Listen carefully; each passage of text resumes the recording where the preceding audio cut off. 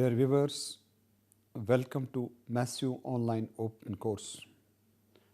In this segment, we will know about discovery and general characteristics of bacteria. As you know, bacteria are microscopic prokaryotic organisms having a well-defined cell wall around their cells. They are larger than mycoplasma but smaller than most plant and animal cells. So far as their history is concerned, bacteria were first reported by a Dutch cloth merchant, Antony Leeuwenhoek, in 1675. He was the first person who gave an illustrated description of microorganisms. The thousands of microscopic organisms that he saw in a drop of rainwater were collectively named as animalcules. However, it was not until the development of the compound microscope that biologists became aware of the tremendous numbers of diversity of these organisms in nature. As further information accumulated about these microorganisms, it became evident that they did not belong to two familiar kingdoms of living world, that's plants and animals, but shared characteristics with both of them.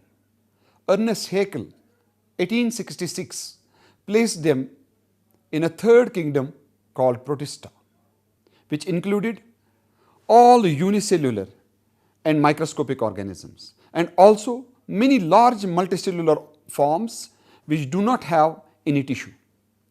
The protists thus were further divided into two large groups which were called lower and higher protists. The lower protists are characterized by prokaryotic cellular organization, and they include bacteria and then blue-green algae, now known as cyanobacteria. The higher protists, on the other hand, included eukaryotic cell organization like protozoa, algae and fungi. It was Murray in 1968 who included all lower prokaryotes in prokaryote. Burgee in 1974 in the Manual of Determinative Bacteriology placed the bacteria in kingdom prokaryote. However, it was Whittaker in 1969 in 5 kingdom system of classification who placed bacteria in kingdom Monera. In 3 domain system of classification, which was proposed first by Carl Weiss in 1977 and then in 1992, bacteria were placed in domain Prokarya in Monera. This was about history of bacteria. Now, general characteristic features. Bacteria are all microscopic, believed to be amongst the most primitive organisms on the earth. They show typical prokaryotic characters and have resemblance with both plants and animals. They were earlier placed in a separate class called schizomycetes under division Thallophyta. Bacteria show considerable variations, but the characteristics are common to most of the bacteria. These characters include, number 1, they are all microscopic, invisible to naked eye. Second, they are omnipresent, that is, they exist everywhere. Third, they are prokaryotic, lacking compartmentalization in protoplasm. They don't have membrane-bound organelles.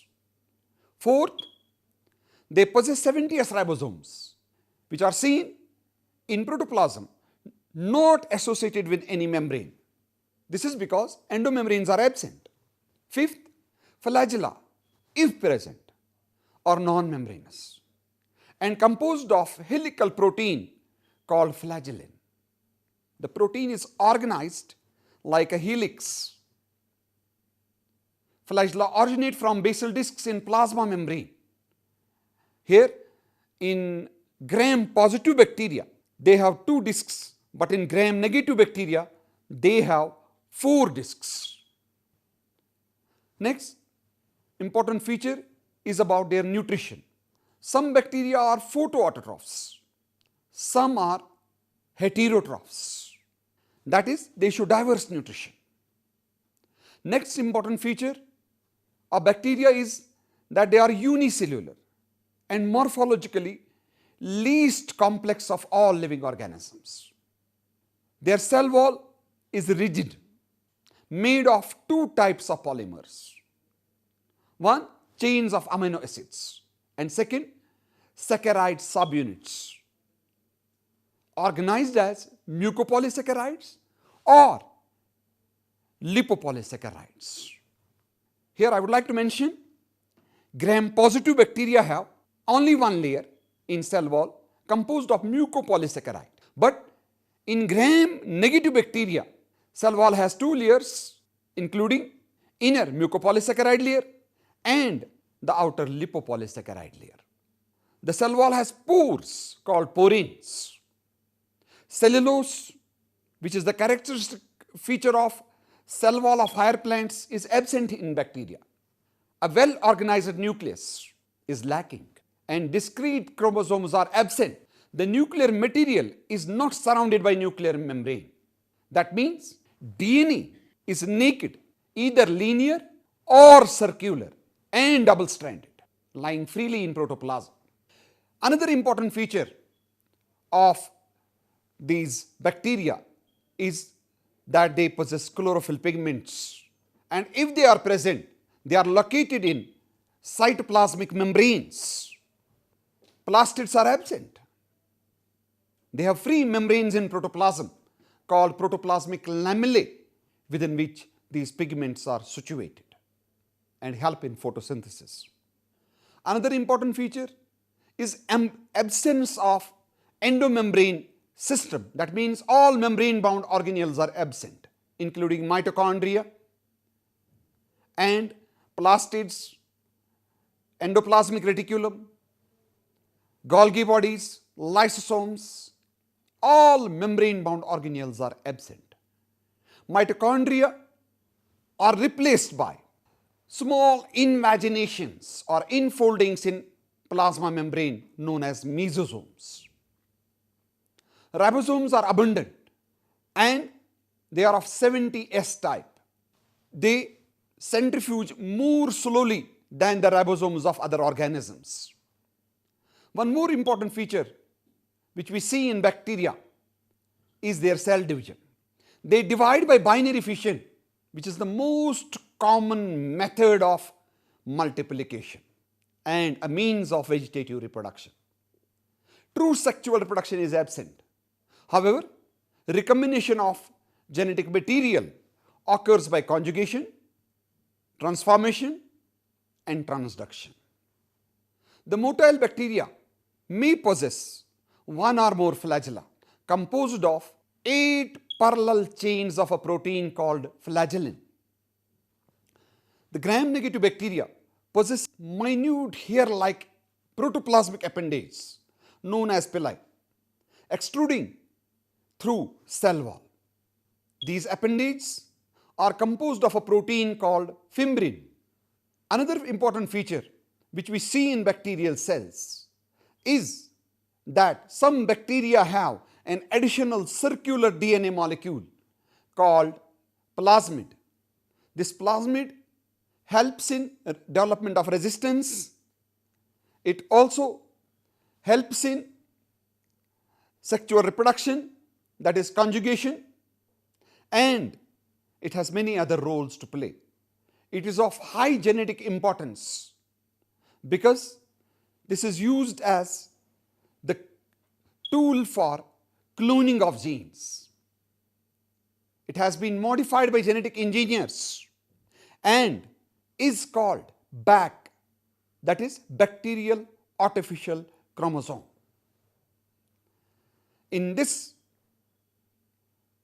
plasmid, some segments of viral DNA are added called causites, and the plasmid is named as cosmid. We also have loaded the segments of DNA from bacteriophage, which has led to the formation of another modified plasmid called phasmid. And these bacs, plasmids, phasmids are highly important in genetic engineering and recombinant DNA technology. They are used as cloning vehicles and they play a role in modification of desired DNA segments obtained from selected organisms. Let us start classification of bacteria. Bacteria is a very vast group including autotrophs, heterotrophs, parasites, mutualists, and other types. Bacteria have been classified differently on different bases like nutrition, shape of cells, and response to Gram stain. First classification, that is on nutrition. On the basis of nutrition, bacteria are classified into different categories like 1.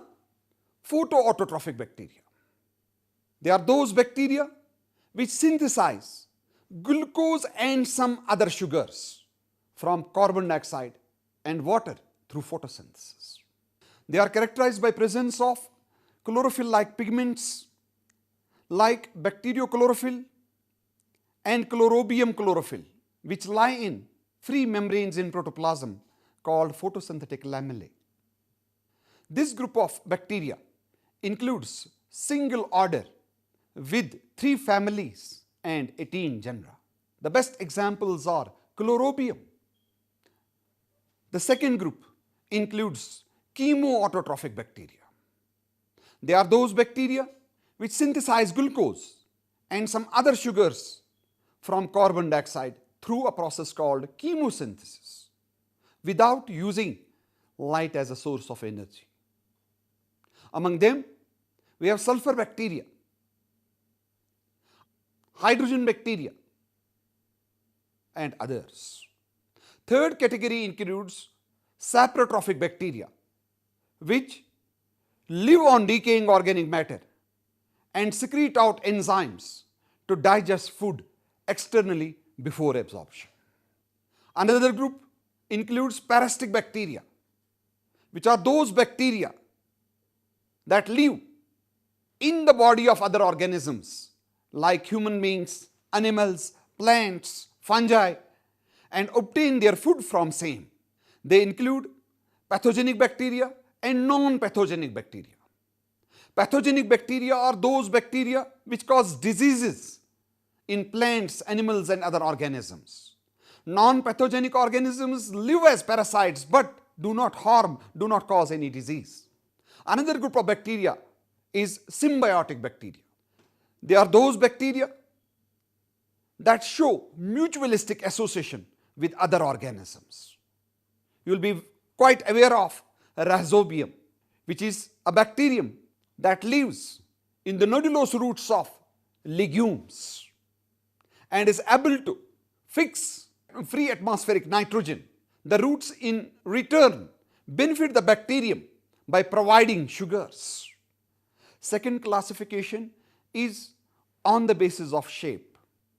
Bacterial shape varies, and biologists have classified bacteria on the basis of shape into several types. One type of bacteria which look like rods are called bacilli, like Lactobacillus, Escherichia coli, and others. Second group have oval shape. Bacteria with oval shape are called cocci. The best example is Diplococcus, Streptococcus, Staphylococcus. Third group of bacteria look like helix or spiral coil. Such bacteria are called spiralia. For example, Azospirillum. And the fourth group of bacteria look like comma. These bacteria are called vibrios. In fact, vibrios are parasitic and cause serious diseases in man. For example, Vibrio cholerae. Bacilli have been further classified into different categories. For example, if a rod-shaped bacterium occurs singly, it is called monobacillus. If it occurs in the clusters of two, joined end to end, it is called diplobacillus. If it occurs as a chain, it is called streptobacillus. If it occurs as a chain but the cells are joined laterally, it is called Cetaphilobacillus or it is called palisade. Similarly, cocci are also classified. Bacteria with oval shape, if they are found singly, they are called monococci. If they have two cells clustered together, we call them diplococci. If they occur as a chain, we call them streptococci. And if they occur as a cluster, they are called Cetaphilococci. This was classification on the basis of shape of cells. Third classification is based on response to Gram stain. It was 1880s when a person named Gram developed a stain and used it as a pretext to classify bacteria into two categories. He observed that some bacteria retain Gram stain even after washing, but some bacteria lose stain after washing. They become colorless if they are placed in alcohol.